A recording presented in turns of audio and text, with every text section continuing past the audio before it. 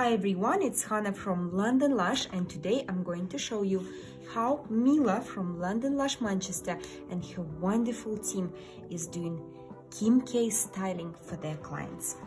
So I'm going to start with just drawing on my virtual eye patch, and I'm going to draw the natural styling.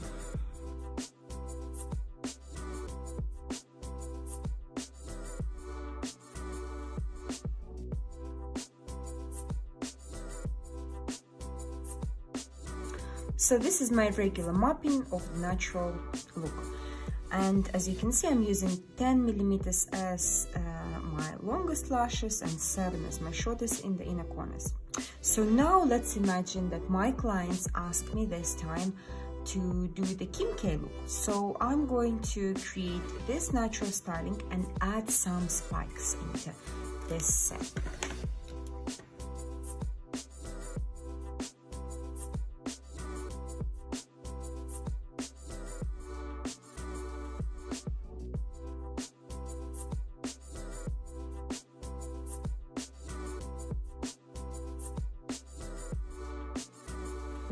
So what do we use for spikes? Normally we use either closed fronts or flat lashes. And as you can see, we put a few rows of spikes into one length section. And as you can see, the 10 length section is the widest in my case, so I've put 3 rows of spikes, and say 7 section is the shortest one, so I've put only 1 row of spikes. Normally, when it comes to the length of the spikes, we would use lashes 2 to 3 millimeters longer than the section.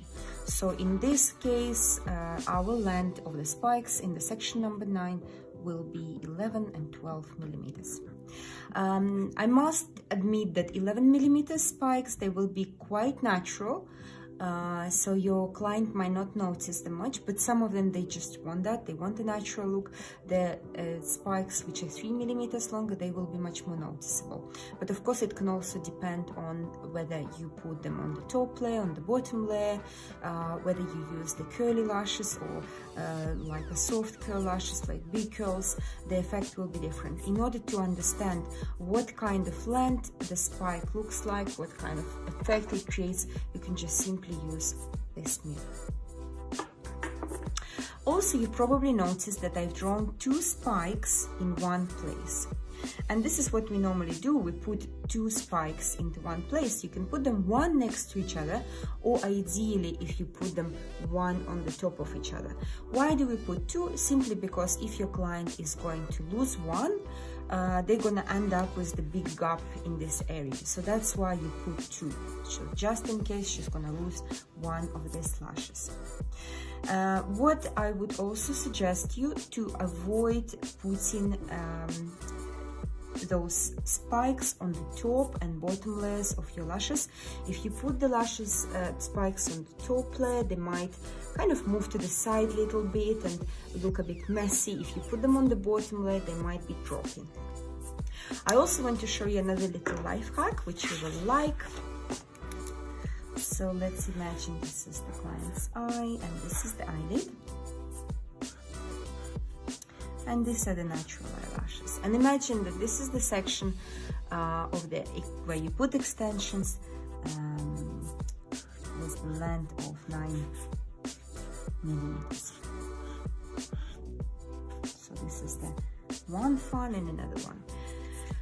Ideally, if you're going to use for these sections 2 fronts, one on the top of another, and you're going to put them in between. See, it's like a sandwich. You've got normal lashes on the top, normal lashes on the bottom, and spikes in between. This is going to be one spike, and this is going to be another spike. And for this section, you will have an option either to use 11 or 12 millimeters, 11 or 12. So what I would suggest you to use 12 millimeters on the lashes which is coming to the lower level, and use 11 millimeters for the spike which comes to the higher level. what's going to happen in this case,